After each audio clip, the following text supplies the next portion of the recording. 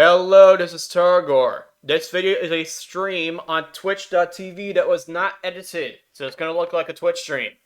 Welcome to my vision of World of Warcraft Classic Plus. The design direction of my vision of Classic Plus is substantially different from that of retail WoW, Circus Shadowlands, any private service, Vanilla Plus, and Turtle WoW. This is partially because it aims to fix Vanilla WoW's many problems first, flesh out and polish and start idea second, and add new content third. This is part of a playlist of videos. Check this video's description for a link to the playlist. The document displays my Vision Class Plus, and the document's version number is version 1.5.17. All versions of the document are based upon patch 1.12.2 of World of Warcraft. If you just want to know about the general design direction of my Vision of Class Plus before you otherwise look into this, then watch the introductory video in this playlist, or review the document yourself and look at the list of major features. The link to the document is on my channel's About page. That, and I do not have any people or however working with me to make a natural private server out of this. This is all pure design thus far, and it ain't done yet. Now, first off, most of this game's items are pending re-itemization, and I have laid out the groundwork for it. That said, many items are going to have sockets, and not just high-level items. There will also be mid-level items with sockets, and low-level items with sockets, and items from starter zones that have sockets. And you'll be able to put low-level jewels in those sockets. And all jewels are going to have item level restrictions on them. That is, you can only stock them in items of X or higher item level. Now, before we get further into this, you'll want to know what profession cooldowns and profession level restriction variables are. Most examples of profession cooldowns from vanilla are engineering bombs. This is what the glossary says about profession cooldowns and profession.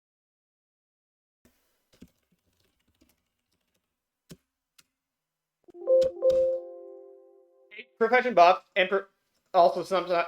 A profession cooldown, sometimes referred to as a profession buff, is a specific combat-altering bonus ancestral ability that is not necessarily tied to equipment that primary professions grant to player in order to make engineering not be the end-all be-all best profession in the entire game by leaps and bounds. Such buffs include, not financially speaking anyway, not financially speaking. That part doesn't matter. Does not mean anything at all when you can just otherwise grind for stuff. Anyway, such buffs include the profession granting a permanent bonus to a stat, an activated ability of some sort, or the ability to use an item or an enchant that requires having the profession at a specific level or higher, and possibly with a specific profession specialization in order to make use of it in the first place.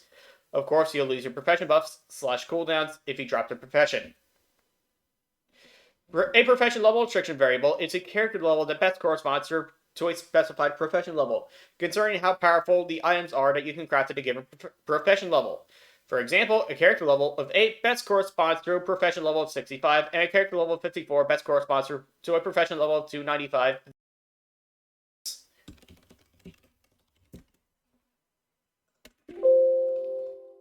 Also, it is worth mentioning that almost every damaging and crowd controlling area of effect, spell, item, and buff that is available to players was nerfed to have a hard target cap of Thunderclap, Whirlwind, and War Stomp of 6 targets per spellcast or tick.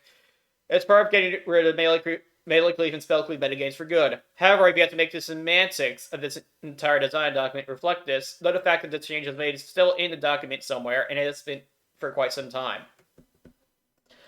You know, I forget if that little tidbit is relevant to Jewelcrafting in particular, but I'll refresh myself. So, before the actual changes, the agenda. I want to define Jewelcrafting. I want to make Jewelcrafting into 2 specializations like every other primary profession that actually crafts stuff. Other than iron bars, so other than gathering professions anyway. I want to make sockets actually exist before level 60, and I want to make it be as good as engineering is for rating from a non-financial standpoint. Jewelcrafting will be added to the game like in a Burning Crusade, except many things will be different about it. It'll still be your profession that gets supplemented by mining and involves prospecting for gems that you can turn into jewels that you can then use to socket items, and it'll total make rings, amulets, trinkets that are not bind on pickup and do not require Jewelcrafting to wear or use, and it'll make jewels. See the below subsections for more information. Prospecting will use up 5 ore or 10 stone. If you use silver, gold, or true silver, then if you prospect it, either A, it'll grant you more gems, or B, it'll cost less ore to prospect. I have not decided which yet. Of course, prospecting will still destroy the ore or stone in exchange for whatever is in the prospecting loot table. Prospecting thorium ore may, in fact, yield an arcane crystal, which of course is a very low chance to happen. This of course means that you can potentially get arcane crystals from small thorium veins. Prospecting dark iron ore will only yield stuff obtained from dark iron deposits, potentially including blood of the mountain and pristine black diamonds. Prospecting red fan ore or incendiate ore will act as if you prospected tan ore. Prospecting lesser bloodstone ore will yield gems as if you prospected iron ore. Prospecting endurium ore will yield gems as if you prospected mithril ore. Prospecting small, large, obsidian shards will yield stuff from the relevant mining veins in Encourage. Of course, the large shards will yield more than the small shards. Blood shards, tainted vitriol, blood amber, imperfect genesis shards, flawless genesis spheres, ungor power crystals, and solarite may not be prospected from any ore. Not even Zul'Gurub ore. Excuse me, not even ore that's mined from Zul'Gurub.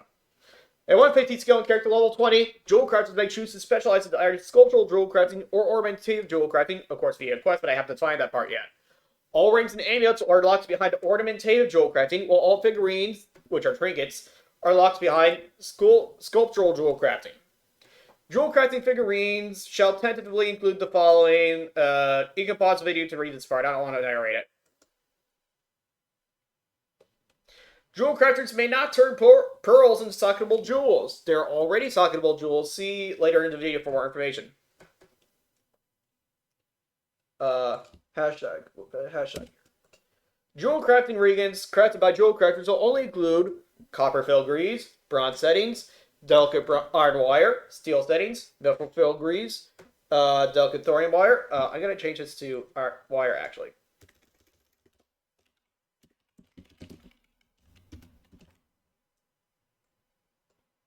This is a change log for the next version.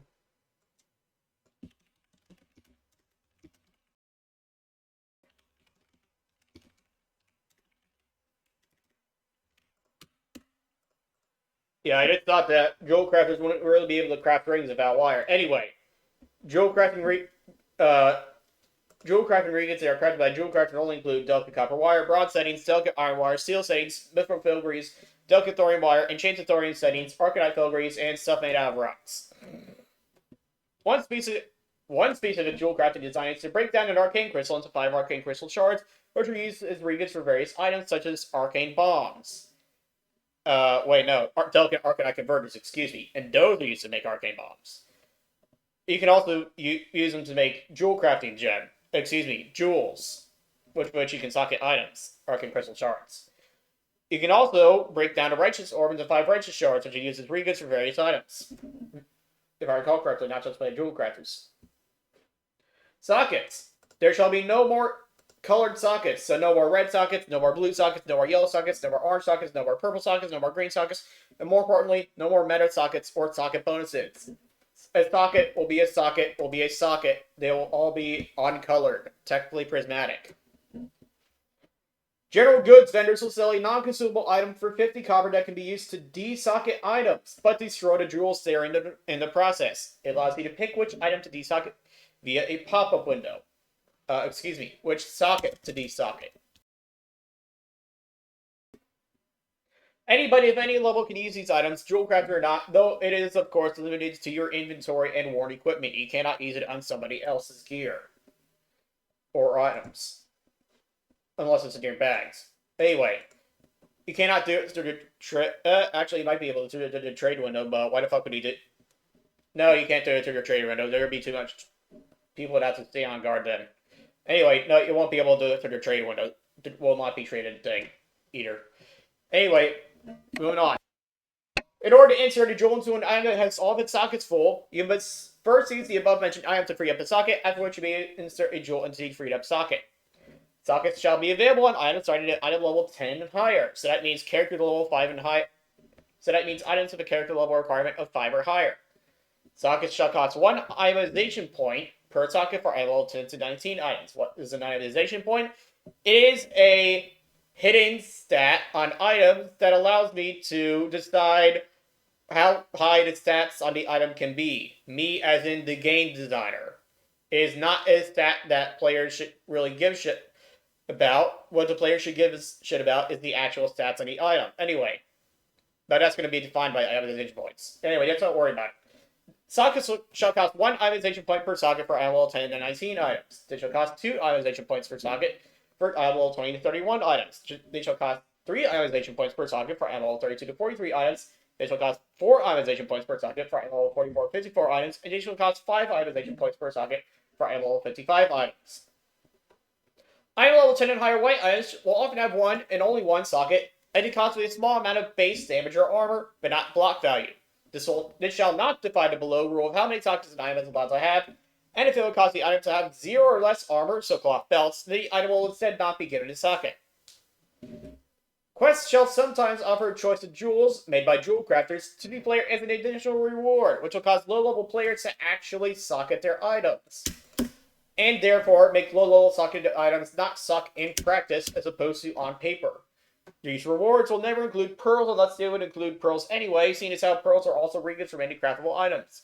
Design note, a conservative player may sell the jewels instead of stocking them into their items, except those jewels are going to be so cheap due to their abundance from being quest rewards that they might as well stock their gear anyway. Actually, I recently decided that I'm going to change how many jewels are going to be given from quests. A few versions ago, I decided that jewels are going to give more jewels to players, so this part is no longer relevant. I just deleted. Just act like it's not there. That you get after you finish or skip the long tutorial will have a long pop-up for jewels. By the way, this game is going to have a long instance tutorial that is, of course, optional. It comes before the starter zone cinematic. Anyway, the in-game tutorial pop-up so you get after you finish or skip the long tutorial will have a pop-up for jewels, and the pop-up will explain that many quests offer you jewels as rewards. Some quests offer you. Feel free to stick them in your gear when you get them instead of waiting until you get something better to stick them in, even if you stick it into an item with a white name. The following item types are allowed to have the following numbers of sockets. Helms may have 0 to 2 sockets. Amulets may not have sockets. Shoulders may have 0 or 2 sockets, but not 1. Chests may have 0 to 2 sockets. Shirts, no sockets. Tabards, no sockets. Tabards, 0 or 2 sockets. One-hand weapons, 0 or 1 sockets. Offhand fields, 0 or 1 sockets. Shields, 0 or 1 sockets. Two-handed weapons, 0 to 2 sockets.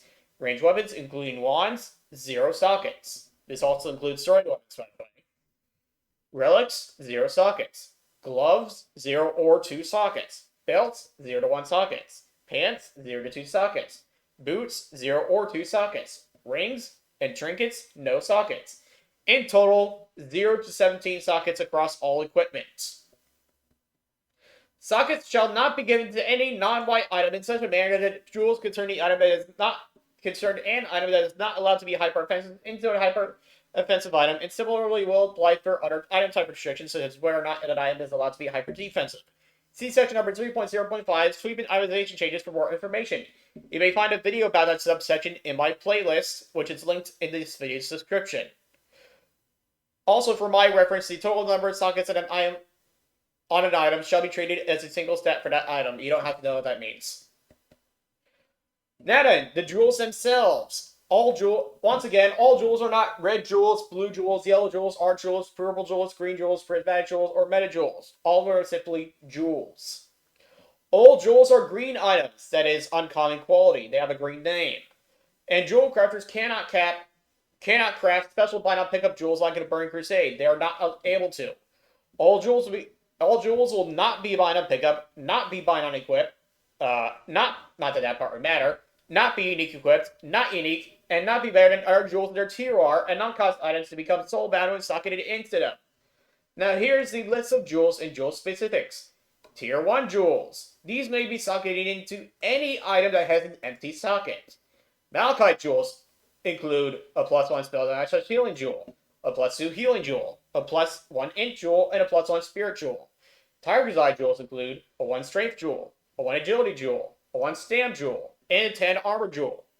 Shadow gem jewels include a 1 shadow resistance jewel, a 1 shadow resistance penetration jewel. By the way, I applied new stats to the game. Fire resistance penetration, frost resistance penetration, nature resistance penetration, shadow resistance penetration, and arcane resistance penetration. There's still resist soul penetration, which is the standard kind of spell resistance penetration that existed in vanilla WoW. In fact, the only kind that does in vanilla. Anyway, yeah. And the other Shadow Gem Jewel is +2 Shadow Spell damage. Design note, this is arbitrarily rounded up from 1.4. Tier 2 jewels. These may only be sock. Oh, by the way, I'm just using tier for lack of a. I'm just using tier here for the lack of a better term. Anyway, tier 2 jewels. These may only be socketed into eyeball 20 plus items. Again, I'm using tier here for the lack of a better term. This is not referred to like tier 1 gear from Molten Core, tier gear from Black Glare, tier 3 gear from Natural Ramps. This has nothing to do with that. I'm only using tier because I cannot think of a better word to use here. Anyway, tier 2 jewels. These may only be socketed into item level 20 and higher items. Moss Agate jewels give you 4 attack power, or a different one gives you 20 armor, or a different one gives you 2 spell dash / healing, or a different one gives you 4 healing. Lesser Moonstone jewels. These give you 2 arcane resistance, or 2 arcane resistance penetration, or +1 arcane block, or +1 arcane damage when you block all shield spikes. Or you can get Blood Shard jewels. 2 strength, or 2 agile, or 2 stam, or 2 int, or 2 spirit. If I recall correctly, the Mangletooth will actually offer quests to jewel crafters to get the plans for these jewels, but they shall be able to, designs, not plans, but they'll be able to auction off those plans on the neutral auction house so the Alliance can get them too that way. Also, Lustrous Pearls, formerly named Small Lustrous Pearls. When socketed, a Lustrous Pearl will give you +33 mana. This is socketed as is, that is, without being turned into a jewel. By the way, unlike all other jewels in the game, pearls will not be able to stack with themselves. Pearls will not be able to stack with themselves. Hey, wait a second. Yeah, pearls will not be able to stack with themselves anymore, unfortunately. Tier 3 jewels. So yeah, that's just 1 pearl per inventory slot. Anyway, tier 3 jewels. These may only be socketed into item level 32 and higher items. Jade jewels. They can give you 3 int, or 3 spirit, or 3 spells on healing, or 7 healing, or 1 MP5. Citrine jewels. These give you 3 strength, or 3 agility, or 3 stam, or 1 health per 5, in case you actually wanted that. Or 3 physical block damage, or 1 thorns damage as physical damage. Not that the damage type matters, it's fucking thorns damage. It's counted as irresistible damage. Except plot immunity. Anyways, health per 5 is, it's been revamped in this game. It's more useful now, but you still might not like it. I did an entire video on that, and MP5 changes. Again, you can find that in the playlist linked in the description of this video. And then Iridescent Pearls. When socketed, you give you 50 mana. Socketed as is. You do not craft the pearls before you socket them. You just socket them without having to craft them first. Tier 4 jewels. These may only be socketed into item level 44 and higher items. Aquamarine jewels give you 4 frost resistance, or 4 frost resistance penetration, or 6 frost spell damage, or 1 free frost block damage. Or 4% lung capacity. I might just delete that jewel, but I'm not entirely sure yet. Star Ruby jewels give you 8 attack power, or 4 stamina. Black Vitriol jewels give you 9 healing. Yes, Black Vitriol. Black Diamond jewels give you 4 fire resistance, 4 fire resistance penetration, 6 fire spell damage, or 1 free fire block damage. Blue Pearls give you 4 int, which are and they are socketed as is. Black Pearls give you 67 mana, they are socketed as is. Imperfect Drenasis Shard jewels. These give you 4 spell damage / healing. The design is the Blasted Land Zone drop. Tier 5 jewels. That is the good stuff. These may only be socketed into item level 55 and higher items. That is, items with a character level requirement of 50 or higher where applicable. Otherwise, it goes by item level. Blood Amber jewels. Design note. These are, as stated elsewhere in this document, the Blood Amber is no longer blind. As stated elsewhere in this document, Blood Amber is no longer bind on pickup, and it no longer requires a quest, cleansing fellow to find, but it's still only found in Iron Tree Caverns. Blood Amber jewels, when socketed, grant you 2 health per 5 or 4 to 5 physical block damage. Design note, I might delete this one because it might be overpowered. I'm not entirely sure yet. Tainted Vitriol jewels. Design note, as stated elsewhere in this document, they are not found on pickup anymore and no longer require scenario beacon to find, but they're still only found in Felwood. Tainted Vitriol jewels can give you 5 shadow resistance, or 5 shadow resistance penetration, or 7 shadow spell damage, or 2 to 3 block damage is shadow damage. Blue Sapphire jewels are similar. They can be 5 frost resistance, 5 frost resistance penetration, 7 frost spell damage, or 2 to 3 frost block damage. Large Opal jewels. All large opal jewel designs make 2 jewels per gem.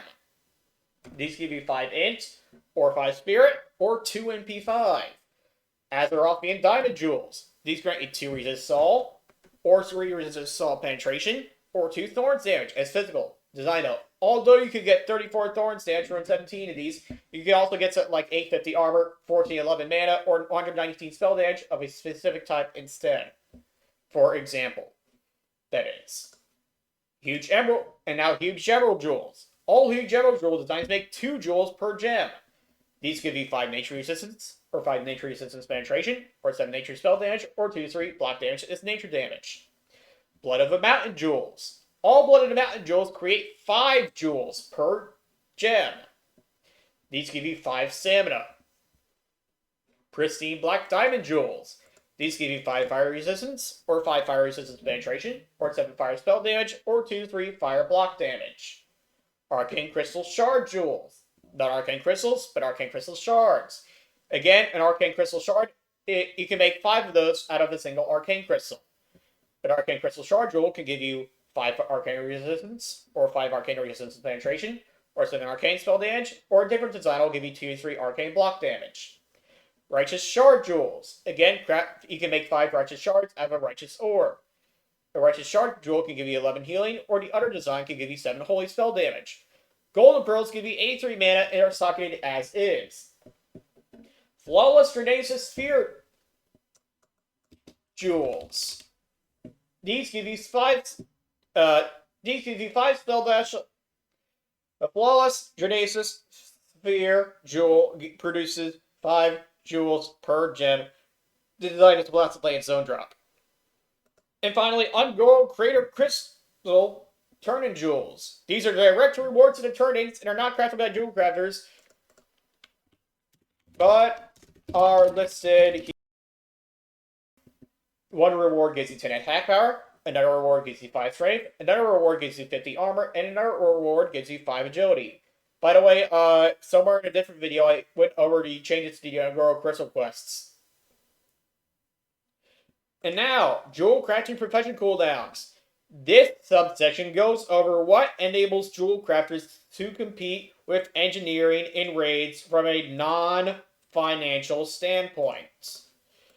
Sculptural jewel crafters may craft stone statues. These are not consumable minions that you place on the ground to make them heal you like in a Burning Crusade. Instead, in this game, they are reusable and unequipable green items that require an amount of sculptural jewel crafting to use equal to the amount required to craft them. All of these are instant cast and share a cooldown with each other. First off, the heavy stone stuff. Powerful heavy stone statue increases your attack power by up to 216, your spell damage by up to 108, and your healing by up to 240 for 20 seconds. On a 2-minute cooldown, requires 170 skill and character level 24. Unstable heavy stone statue. Incapacitates target foe within 30 yards for 45 seconds. Has a reduced chance to affect targets above level 42. 1.5 minute cooldown. Minus 3% chance to work per level above cap. 180 skill, character level 26. Required. Strange heavy stone statue. Grants you plus 46% resistance to fears, polymorphs, silences, disarms, incapacitations, disorientations, and charms for 10 seconds.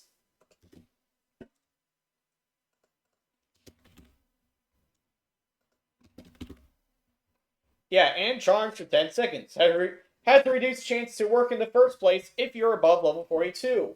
2-minute cooldown, minus 3% chance to work per level above cap. 175 requires 175 skill, character level 25.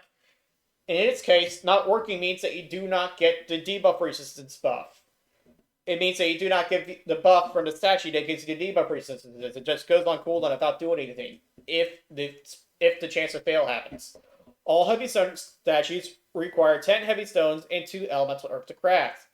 And then here's the solid stone ones in case you want to read that. All solid stone statues require 10 solid stones and 2 cores of earth to craft. And now the good stuff. Powerful dense stone statue. Increases your attack power by up to 360, your spell damage by up to 180, and your healing by up to 300 for 20 seconds. Hold on.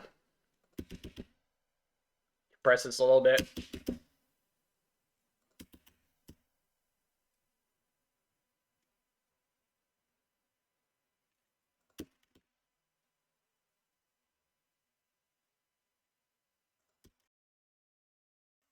Okay, yeah. Powerful Deathstone statue. Increase your attack power to 360, spell damage by up to 180, and heal by up to 300 for 20 seconds, 2-minute cooldown, 270 skill, requires character level 44. Unstable Deathstone statue. Incapacitates targeted foe within 30 yards for 4 to 5 seconds. 1.5-minute cooldown, 280 skill, character level 46. Yeah, character level 46. Strange Deathstone statue. Grants you 46% resistance to fears, polymorphs, sauces, disarms, incapacitations, disorientations, and charms for 10 seconds. 2-minute cooldown, 275 skill, character level 45 required. All Deathstone statues require 10 Deathstones and 2 Essences of Earth to craft. Of course, these stone statues are all consumable items, if I recall correct. Wait, no. Yeah, they're reusable. I forgot they're reusable. Never mind. Yeah, they're not consumables, they're reusable. Ornamentative Jewelcrafting does not get to craft stone statues. Instead, they get to attach ornaments to their amulets, which will permanently enchant them and make them bind on pickup. Of course, if you drop Jewelcrafting, then the passive effects on the enchants will not do anything anymore, and the non-passive enchants, that is the on-use effect of the enchant, will not do anything anymore. The on-use effect will take the form of a spell that is added to your spellbook in the General tab. But you only get the spell while the item is equipped, and you lose the spell if you unequip the item, or you lose Jewelcrafting. And of course, you only get it if you have enough Jewelcrafting of the proper specialization. And you lose it if you get it if you don't have the right specialization to however the fuck anymore. Anyway, Ornamentative Jewelcrafters can attach ornaments to their amulets permanently enchanted and make them bind on pickup.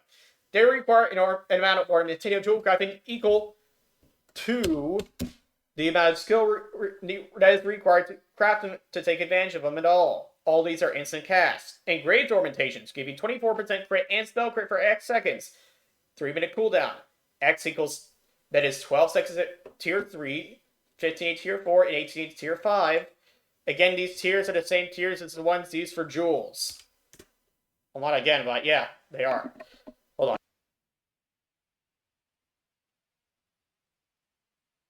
Yeah, that sucks. Anyway. Yeah. Tier 3 is 175 skill, character level 25. Tier 4 is 225 skill, character level 35. And Tier 5 is 295 skill, character level 45. Ruined Ornamentation. Hurls a fiery ball that deals 267 to 320 fire damage, and an additional 36 fire damage over 8 seconds. 35-yard range, 2-minute cooldown. Tier 3 does 160 damage, plus 16 damage over time. Requires 170 skill, character level 24. Tier 4 requires 100. Tier 4 is 178 to 213 direct damage, plus 24 damage over time, and 220 skill of character level requirement 34. The max level 1 requires 270 skill and character level 44. And deals 267 to 320 fire damage with an additional 36 fire damage over 8 seconds. And then finally, Glowing Ornamentations. This amulet enchant will fear an opponent within a 30-yard radius for 7 seconds on a 3-minute cooldown. Has a reduced chance to affect creatures above level 43 for Tier 3 or above level 53 for Tier 4. No cap for Tier 5. Tier 3 requires 180 skill, character level 26. Tier 4 requires 230 skill, character level 36. Tier 5 requires 280 skill, character level 46 to work. And that's all I got for Jewelcrafting changes. The next video will be about leatherworking. Thanks for watching.